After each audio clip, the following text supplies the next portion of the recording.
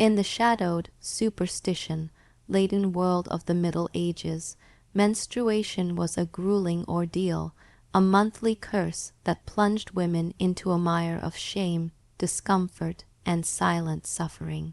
From the 5th to the 15th centuries, women faced their periods without the comforts we now rely on. No soft pads, no soothing painkillers, no warm compresses to ease the gnawing cramps. The scientific clarity that demystifies the menstrual cycle today was a distant dream, leaving women to navigate their bodies in a fog of ignorance and fear. Each month, the first trickle of blood stirred a knot of dread in their stomachs, a harbinger of physical and emotional trials. The lack of hygiene tools transformed a natural process into a source of humiliation, forcing women to endure in silence, their hearts heavy with resignation and quiet despair. Life in medieval villages was harsh, especially for the countless women who toiled as peasants. Running water was a luxury reserved for the elite, and soap, when available, was a coarse, grating substance rarely used. Bathing was a sporadic ritual, often tied to religious ceremonies rather than health. For most women, changing undergarments was a fantasy. Many wore the same rough linen for days, if they had any at all.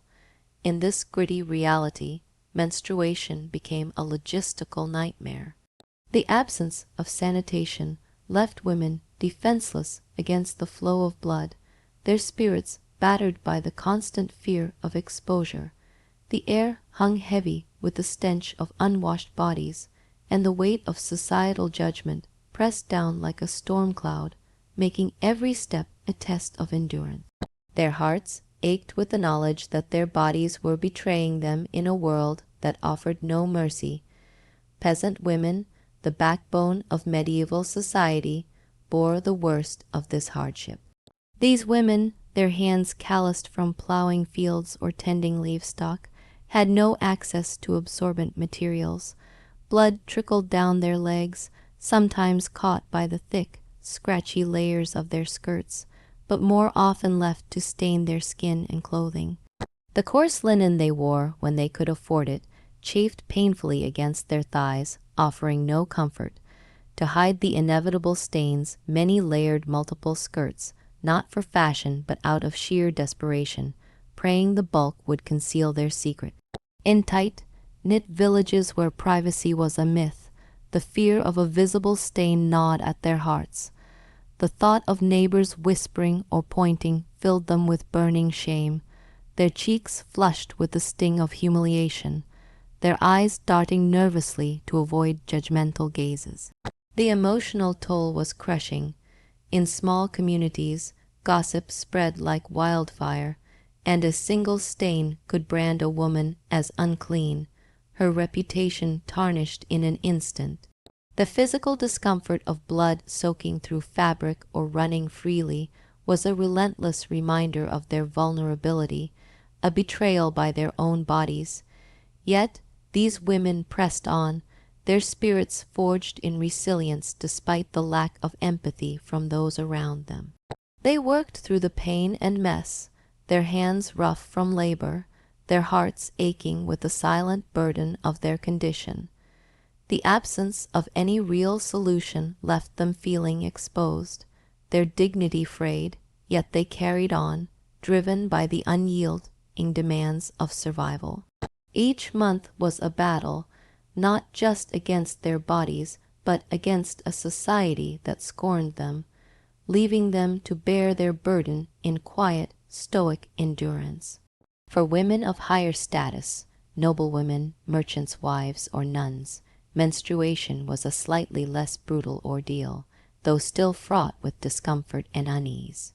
In the cold stone halls of castles or the hushed cloisters of monasteries, these women had access to modest resources that offered a fragile sense of control.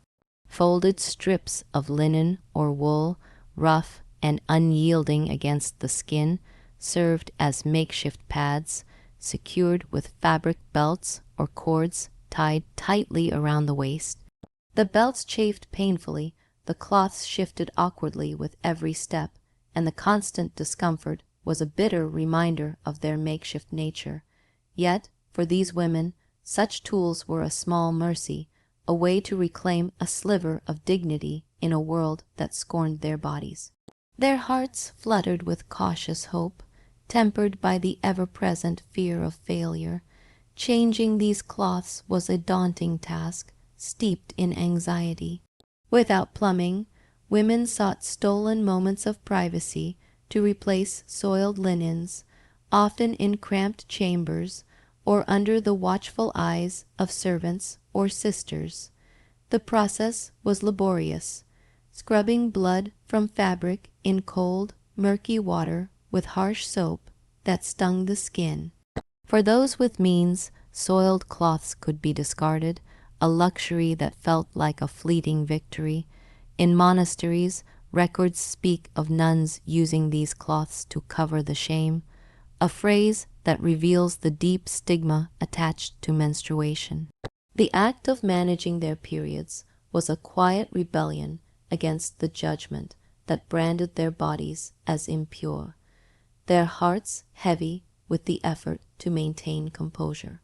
Each adjustment of the cloth was a silent prayer for discretion, a desperate bid to preserve their standing in a world quick to judge. The emotional strain was palpable. Even among the privileged, menstruation was a source of unease, a monthly reminder of their supposed inferiority. Noblewomen, draped in finer garments, felt the weight of societal expectations, their every move scrutinized by courts or convents. The act of tying a cloth in place, of hiding the evidence of their cycle, was a ritual fraught with anxiety. A misplaced cloth could mean disaster, a stain visible through a silken gown, a whisper of impurity among peers. Nuns, bound by vows of chastity, felt an even deeper conflict, their bodies' natural rhythms clashing with their spiritual aspirations. The rustle of their heavy habits masked the discomfort, but not the shame that lingered in their hearts, a constant battle between duty and the flesh. Despite their resources, these women were not immune to the societal scorn that shadowed menstruation. The linen cloths, though a step above nothing, were uncomfortable and unreliable, often slipping or leaking. The process of washing and reusing them was a grim task, each scrub a reminder of their bodies' perceived impurity. Yet they carried on, their spirits buoyed by the small privilege of having something to manage their flow. The act of securing a cloth, of washing it in secret, was a small act of defiance, a refusal to let their bodies define their worth. In the quiet of their chambers or the cloistered halls, they bore their burden with a fragile dignity, their hearts a mix of resolve and quiet sorrow, knowing that even their status could not shield them from the stigma of their sex. The medieval church cast a long, oppressive shadow over menstruation, branding it as a mark of impurity that severed women from the sacred. Menstruating women were barred from receiving communion, forbidden from entering churches, and often forced to withdraw from community life. The church's doctrine declared their blood a sign of divine punishment, a lingering curse from Eve's original sin. This belief seeped into every corner of society, filling women with a deep, gnawing shame. The act of bleeding, natural and unavoidable, became a source of spiritual exile, their hearts heavy with the weight of being deemed unclean. Each month they faced not just physical discomfort, but a profound sense of rejection, as if God himself had turned his face from them. For a young girl experiencing her first period, the church's teachings were a crushing blow. Imagine the terror of a girl, barely a teenager, discovering blood and being told she was impure, unfit to touch sacred objects or stand in the house of God. Her heart pounded with confusion and fear, her innocence tainted by the weight of divine judgment. The church's rules forced her to hide her condition, to shrink into the shadows during her cycle, her eyes downcast in the presence of priests or elders. The silence surrounding menstruation was suffocating, a taboo that forbade open discussion. To speak of it was to invite scorn, to risk being labeled indecent or sinful, leaving women to bear their burden in quiet, lonely suffering. This religious stigma shaped how women moved through their communities. In villages, a menstruating woman might avoid the church square, her steps quick and furtive, her heart racing with the fear of being noticed. In monasteries, nuns faced even stricter rules, their cycles a source of spiritual conflict that clashed with their vows of purity. The Church's teachings internalized a profound sense of shame, making women feel as though their bodies were a betrayal of their faith. Each month was a test of endurance, not just of the body but of the soul, as they navigated a world that saw their natural state as a flaw. Their spirits, though battered, clung to resilience, finding ways to endure despite the weight of divine disapproval. The emotional impact was devastating. Women internalized the Church's verdict, their self-worth eroded by the constant reminder of their supposed impurity. The act of hiding their periods, of avoiding sacred spaces, was a ritual of self-effacement, a surrender to the belief that their bodies were lesser. Yet, in the quiet moments of prayer or solitude, some found a flicker of defiance, a refusal to let the Church define their value. They carried on, their hearts a tangled mix of shame, anger, and quiet strength, navigating a world that sought to silence their bodies and their voices. Medieval medicine, steeped in the theory of the four humors, viewed menstruation through a lens of profound misunderstanding. Blood was seen as a surplus, a toxic excess, that the female body had to expel to maintain balance.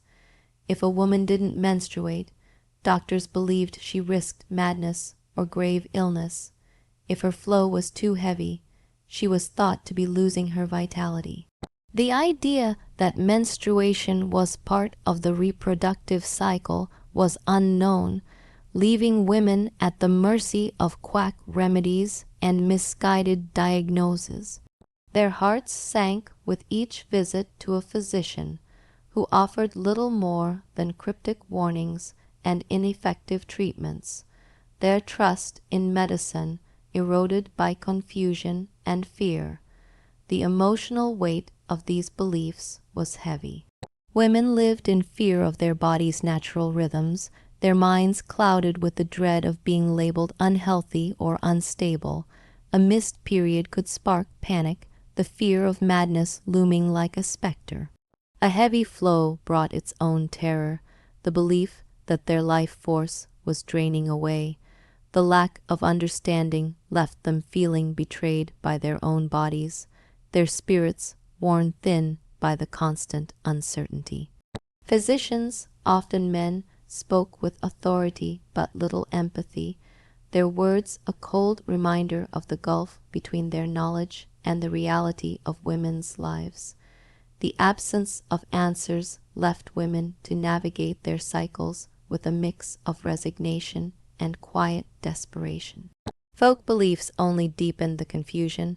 Some texts claimed menstrual blood could rot crops, kill animals, or turn wine sour, painting women as dangerous during their cycles. Others believed a menstruating woman's glance could break spells or her touch could ruin iron, myths that filled women with a sense of being cursed. These superstitions isolated them further, their hearts aching with the weight of being feared.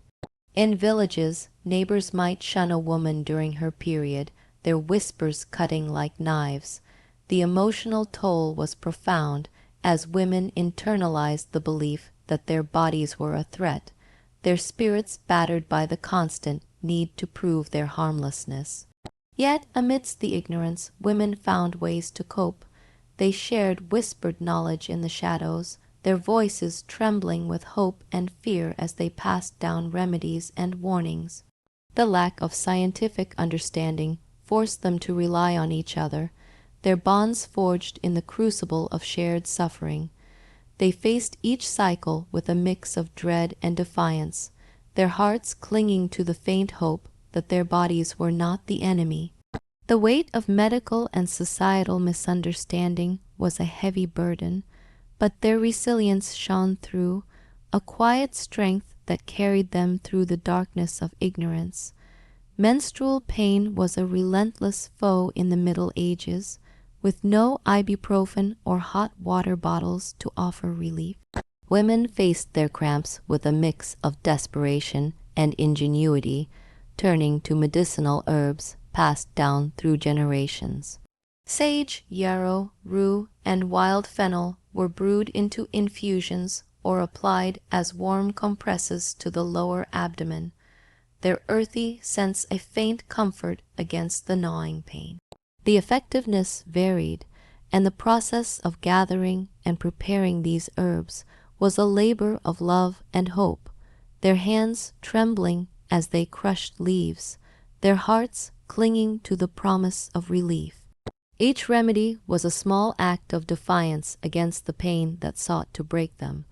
These remedies were often shared in hushed tones, from mother to daughter, or through seasoned midwives, their voices thick with empathy and urgency. The act of brewing an infusion or applying a compress was a ritual of care, a moment of connection amidst the isolation of their suffering. Yet, the uncertainty of these treatments weighed heavily, their spirits sinking when a decoction failed to ease the cramps. Some turned to folk magic, their hearts fluttering with desperate hope as they placed a mandrake root under their pillow or whispered protective prayers. These rituals, though unscientific, were a lifeline, a way to assert control over bodies that felt like traitors. The emotional toll of menstrual pain was profound. Each cramp was a reminder of their vulnerability, a sharp stab that echoed the societal scorn they faced. The lack of reliable relief left them feeling powerless, their spirits worn thin by the constant battle against their bodies. Yet, in the act of seeking remedies, they found a flicker of agency, a refusal to surrender to the pain. The shared knowledge of herbs and rituals was a bond that tied women together, their hearts warmed by the quiet strength of their sisters. They faced each cycle with a mix of fear and resolve, their spirits buoyed by the hope that their efforts might ease the burden, if only for a moment. The absence of modern pain management made every period a test of endurance, both physical and emotional. Women carried on through the pain, their hands busy with work, their hearts heavy with the weight of their suffering. The act of brewing a tea or tying a compress was a small victory, a moment of defiance against a world that offered little comfort. Their resilience shone through, a quiet strength that carried them through the darkest moments, their spirits unbowed despite the pain that sought to define them. Blood, especially menstrual blood, was a source of profound taboo in the Middle Ages, seen as dirty, toxic, and impure. This belief permeated society, shaping how women were viewed and how they viewed themselves. The act of bleeding was a dangerous secret, one that women hid with a mix of fear and shame, their hearts pounding with the dread of discovery. To speak of menstruation was indecent, a vulgar breach of decorum that could ruin a woman's reputation. The silence was suffocating, forcing women to endure their cycles in isolation, their spirits worn thin by the weight of societal scorn. Each month was a battle to conceal their condition, a desperate bid to preserve their dignity in a world that saw their bodies as a flaw. The internalization of this shame was profound. Women grew to see their periods as a mark of inferiority, a stain on their worth that they could never fully wash away. The societal taboo seeped into their souls, their hearts heavy with the belief that their bodies were unclean. Even in private moments, the act of managing their flow was a ritual of self-effacement, a quiet surrender to the judgment that surrounded them. The fear of being discovered, of being labeled impure, kept them on edge, their eyes darting nervously in public spaces. The emotional toll was relentless, a constant erosion of their self-worth that left them feeling like outcasts in their own skin. Yet, amidst this shame, there were flickers of defiance. Some women, in the quiet of their homes or the company of trusted friends, shared whispered stories of their cycles, their voices trembling with vulnerability and strength. These moments of connection were a lifeline, a reminder that they were not alone in their suffering. The act of speaking, however quietly, was a rebellion against the silence that sought to bind them.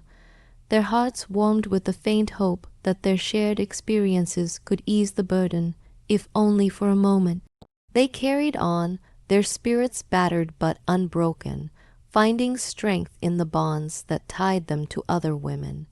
The taboo of blood shaped every aspect of their lives, from the way they moved through their communities to the way they saw themselves. The constant need to hide their periods was a heavy burden, one that weighed on their hearts and minds. Yet they found ways to endure, their resilience a quiet testament to their strength. Each cycle was a test of their ability to navigate a world that scorned them, their spirits clinging to the hope that one day their bodies would not be a source of shame. Hygiene in the Middle Ages was a constant struggle, especially during menstruation. Without specific cleansers or gentle soaps, women relied on water when it was available, often cold and scarce. In female monasteries, some used herbal washes infused with lavender or rosemary, their soothing scents a rare comfort against the grim reality of their task. But in the countryside, there was often no time or resources for such luxuries, leaving women to make do with whatever was at hand. The lack of proper hygiene left them feeling unclean, their hearts sinking with each attempt to wash away the blood, their spirits worn by the constant battle to maintain dignity. Public baths, where they existed, were often reserved for men or seen as places of sin, leaving women to rely on crude methods of cleaning. Some used improvised absorbent materials, moss, finely cut straw, or carded wool stitched into layers of linen to create rudimentary pads. These were uncomfortable, often ineffective, and rarely accessible to all, their rough texture a constant irritation. The act of crafting these pads was a labor of desperation, their hands trembling as they sewed, their hearts heavy with the knowledge that these solutions were imperfect at best. Each attempt to clean or manage their flow was a small act of defiance against a world that offered little support. The emotional toll of these hygiene struggles was profound. The constant need to clean blood from their bodies and clothing was a reminder of their perceived impurity, a task that left them feeling vulnerable and exposed. The lack of private spaces meant that even washing was a public act, their hearts racing with the fear of being seen. In monasteries, the use of herbal washes was a small comfort, but even there the stigma of menstruation lingered, their spirits weighed down by the belief that their bodies were unclean. The absence of proper hygiene tools made every period a test of endurance, a battle to maintain a semblance of dignity in a world that scorned them. Yet women found ways to cope, their resilience shining through in the face of adversity. They shared knowledge of herbal washes and absorbent materials, their voices thick with empathy as they offered solutions to one another. The act of sewing a pad or brewing a wash was a small victory, a moment of agency in a world that sought to strip them of it. Their hearts warmed with the quiet strength of their sisters, their spirits buoyed by the shared struggle. They carried on, their dignity frayed but unbroken, finding ways to navigate the challenges of hygiene with a mix of desperation and quiet resolve. In the Middle Ages, menstruation was inextricably tied to fertility, a double-edged sword that both defined and confined women. In a society where a woman's worth was often measured by her ability to bear children, a regular period was a sign that her body was functioning, a beacon of hope for families seeking heirs. Yet the blood itself was feared, stigmatized as impure and dangerous, creating a paradox that left women caught between pride and shame. Their hearts swelled with the knowledge that their cycles signaled their potential as mothers, but sank with the societal scorn that branded their blood as toxic. Each period was a reminder of their role and their burden, a complex dance of hope and fear. For young girls, the absence of menstruation was a source of worry, a sign that they might be unable to fulfill their expected role.